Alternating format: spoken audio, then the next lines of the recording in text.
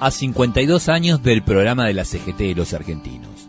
En todo el mundo, el 1 de mayo se conmemora el Día Internacional de los Trabajadores, fecha que es motivo de reivindicaciones internacionales, pero también de luchas locales. En nuestro país aparece un hecho significativo entre tantos que fue forjando la clase trabajadora nacional, siempre al frente de la lucha por la justicia social. El 1 de mayo de 1968 aparece el número 1 del periódico de la CGT de los argentinos.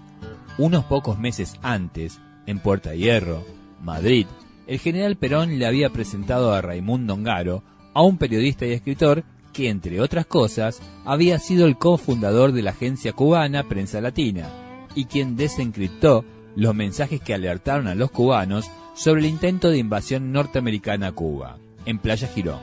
Era el compañero Rodolfo Walsh, a quien le fue conferida la responsabilidad de editar el mencionado periódico. En ese número 1 aparece publicado por primera vez el programa del 1 de mayo. En él puede leerse: la clase trabajadora argentina no reprueba una forma determinada del capitalismo, las cuestiona a todas. Y más adelante dice: la clase trabajadora tiene como misión histórica la destrucción hasta su cimiento del sistema capitalista de producción y distribución de bienes. Y para precisar el contenido específico de este cuestionamiento del sistema capitalista, como así también del socialismo que se intenta construir, expresa lo siguiente: la historia del movimiento obrero, nuestra situación concreta como clase y la situación del país nos llevan a cuestionar el fundamento mismo de esta sociedad, la compraventa del trabajo y la propiedad privada de los medios de producción. A continuación, partes sustanciales del mensaje a los trabajadores y al pueblo de mayo de 1968, denominado Programa del 1 de mayo. Nosotros, representante de la CGT de los argentinos legalmente constituida en el Congreso Normalizador Amado Olmos, en este 1 de mayo nos dirigimos al pueblo. En todos los países del mundo, ellos han señalado el camino de la liberación. Fueron masacrados en oscuros calabozos como Felipe Vallese, cayeron asesinados en los ingenios tucumanos como Hilda Guerrero, padecen todavía en injustas cárceles. En esas luchas y en esos muertos reconocemos nuestro fundamento, nuestro patrimonio, la tierra que pisamos, la voz con que queremos hablar, los actos que debemos hacer. Esa gran revolución incumplida y traicionada, pero viva en el corazón de los argentinos. Durante años, no solamente nos han exigido sacrificio, nos aconsejaron que fuésemos austeros. Lo hemos sido hasta el hambre. Nos pidieron que aguantáramos un invierno. Hemos aguantado 10. Nos exigen que racionalicemos. Así vamos perdiendo conquistas que obtuvieron nuestros abuelos. Y cuando no hay humillación que nos falte padecer, ni injusticia que reste cometerse con nosotros, se nos pide irónicamente que participemos.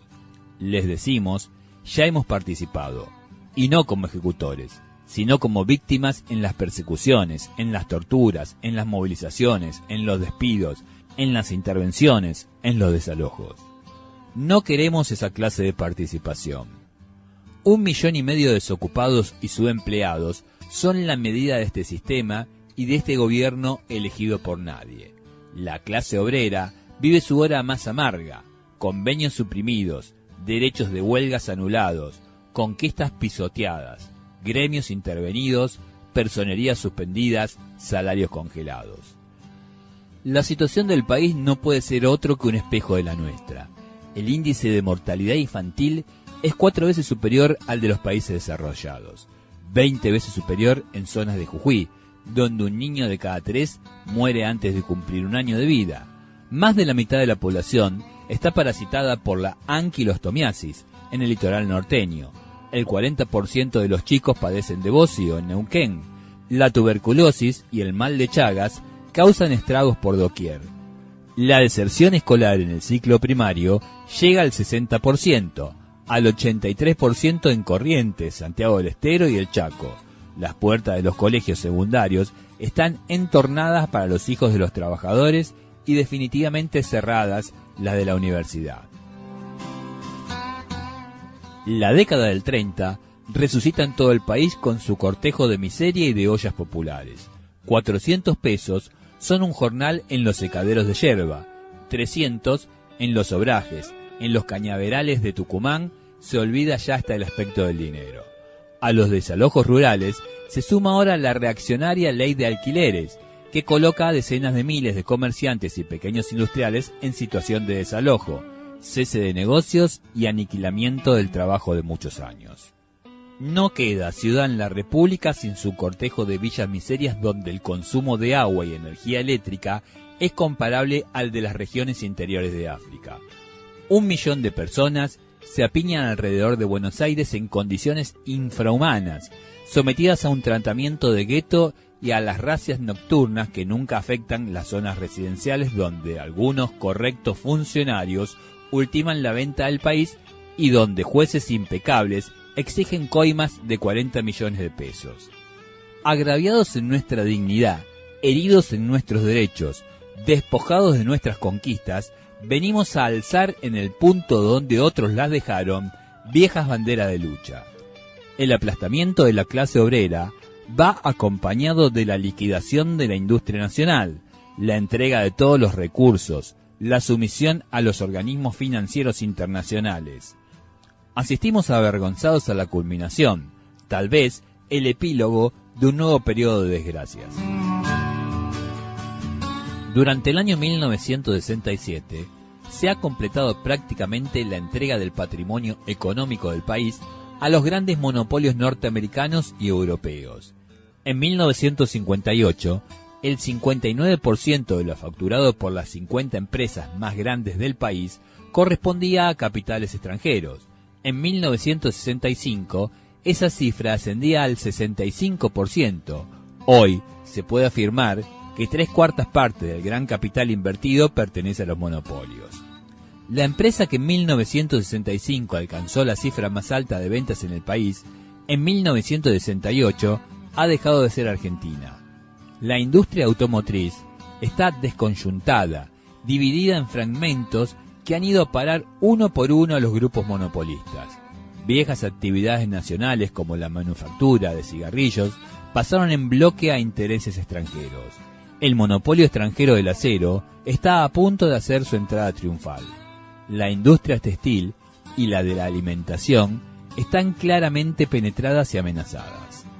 El método que permitió este escandaloso despojo no pudo ser más simple. El gobierno, que surgió con el apoyo de las Fuerzas Armadas, elegido por nadie, rebajó los aranceles de importación. Los monopolios aplicaron la ley de la selva, el dumping. Los fabricantes nacionales hundiéronse. Esos mismos monopolios, sirviéndose de bancos extranjeros, ejecutaron luego a los deudores, llenaron de créditos a sus mandantes que con dinero argentino compraron a precio de bancarrota las empresas que el capital y el trabajo nacional habían levantado en años de esfuerzo y sacrificio. Este poder de los monopolios, que con una mano aniquila a la empresa privada nacional, con la otra amenaza a las empresas del Estado, donde la racionalización no es más que el prólogo de la entrega, y anuda los últimos lazos de la dependencia financiera. Es el Fondo Monetario Internacional el que fija el presupuesto del país y decide si nuestra moneda se cotiza o no en los mercados internacionales. Es el Banco Mundial el que planifica nuestras industrias claves. Es el Banco Interamericano de Desarrollo el que indica en qué países podemos comprar. Son las compañías petroleras las que cuadriculan el territorio nacional y de sus mares aledaños con el mapa de sus inicuas concesiones.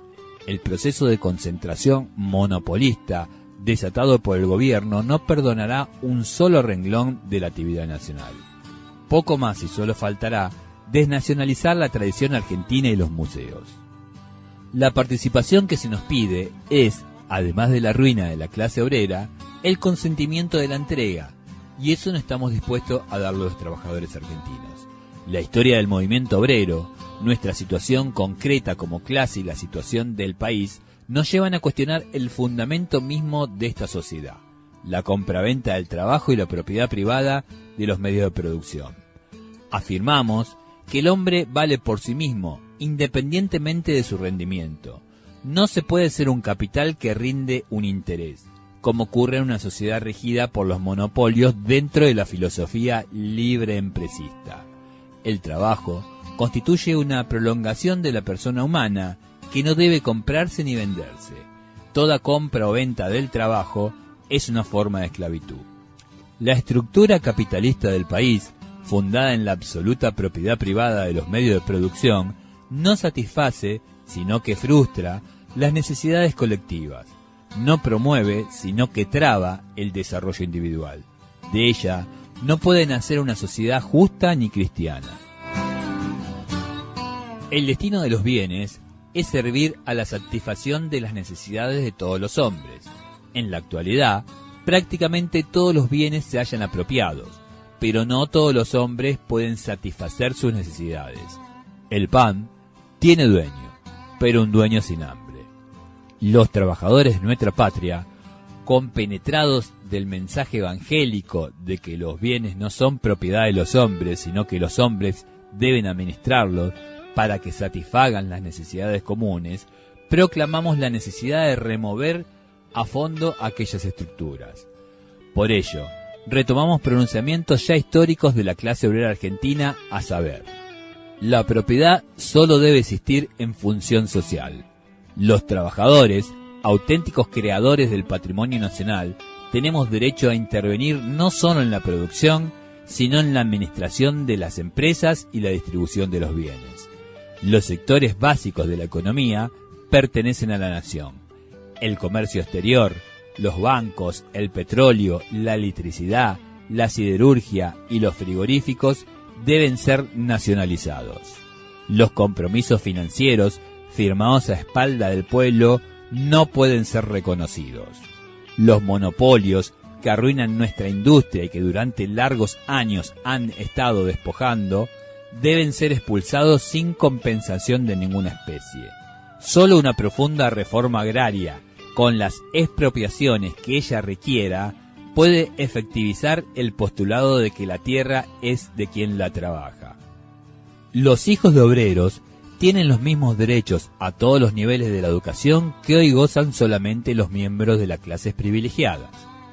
La CGT de los argentinos no ofrece a los trabajadores un camino fácil, un panorama risueño, una mentira más.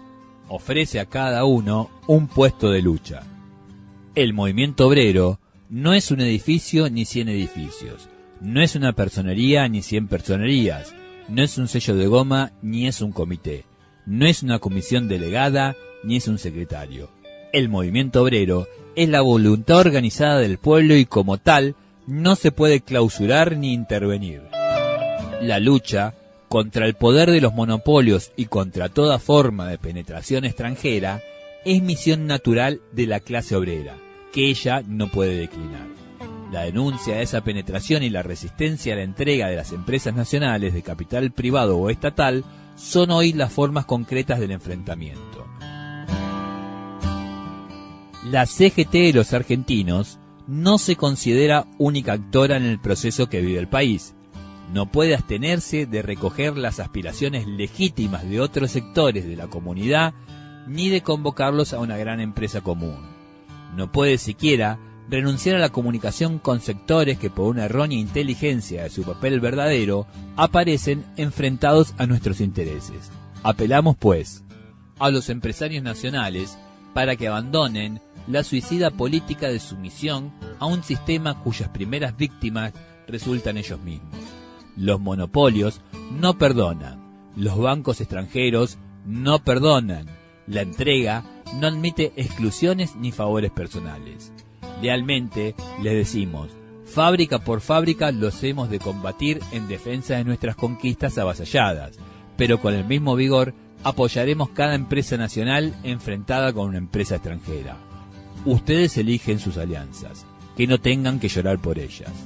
A los pequeños comerciantes e industriales amenazados por desalojo en beneficio de 4 inmobiliarias y un par de monopolios dispuestos a repetir el despojo consumado con la industria, a liquidar los últimos talleres, a comprar por 1 lo que vale 10, a barrer hasta con el almacenero y el carnicero del barrio en beneficio del supermercado norteamericano, que es el mercado único, sin competencia posible, les decimos, su lugar está en la lucha junto a nosotros.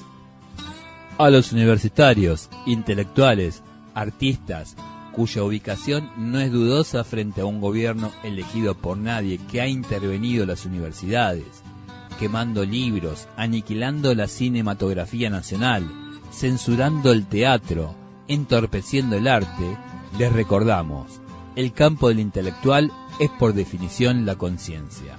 Un intelectual que no comprende lo que pasa en su tiempo y en su país es una contradicción andante, y el que comprendiendo no actúa tendrá un lugar en la antología del llanto, no en la historia viva de su tierra. A los militares, que tienen por oficio y vocación la defensa de la patria, nadie les ha dicho que deben ser los guardianes de una clase, los verdugos de otra, el sostén de un gobierno que nadie quiere, los consentidores de la penetración extranjera. Aunque se afirme que ustedes no gobiernan, a los ojos del mundo son responsables del gobierno. Con la franqueza que pregonan, les decimos que preferiríamos tenerlos a nuestro lado y del lado de la justicia, pero que no retrocederemos de las posiciones que algunos de ustedes parecieran haber abandonado, pues nadie debe ni puede impedir el cumplimiento de la soberana voluntad del pueblo, única base de la autoridad del poder público. A los estudiantes, queremos verlos junto a nosotros, como de algún modo estuvieron juntos en los hechos, asesinados por los mismos verdugos, Santiago Pampillón y Felipe Vallese. La CGT de los argentinos no les ofrece halagos ni complacencias, les ofrece una militancia concreta junto a sus hermanos trabajadores. A los religiosos de todas las creencias, solo palabras de gratitud para los más humildes entre ustedes, los que han hecho suyas las palabras evangélicas, los que saben que el mundo exige el reconocimiento de la dignidad humana con toda su plenitud, la igualdad social de todas las clases, como se ha afirmado en el concilio, los que reconocen que no se puede servir a Dios y al dinero, los centenares de sacerdotes que han estampado su firma al pie del manifiesto con que los obispos del tercer mundo llevan a la práctica las enseñanzas de la Popularum Progressio. La Iglesia, durante un siglo, ha tolerado al capitalismo, pero no puede más que regocijarse al ver aparecer en la humanidad otro sistema social más alejado de esa moral. La Iglesia saluda con orgullo y alegría una humanidad nueva donde el honor no pertenece al dinero acumulado entre las manos de unos pocos, sino a los trabajadores obreros y campesinos. Ese es el lenguaje que ya han hablado en Tacuarembó, en Tucumán, en las Villas Miserias, valerosos sacerdotes argentinos y que los trabajadores quisiéramos oír en todas las jerarquías. La CGT convoca en suma a todos los sectores, con la única excepción de minorías entregadoras y dirigentes corrompidos, a movilizarse en todos los rincones del país para combatir de frente al imperialismo, los monopolios y el hambre. Esta es la voluntad indudable de un pueblo harto de explotación e hipocresía, herido en su libertad, atacado en sus derechos, ofendido en sus sentimientos, pero dispuesto a ser el único protagonista de su destino.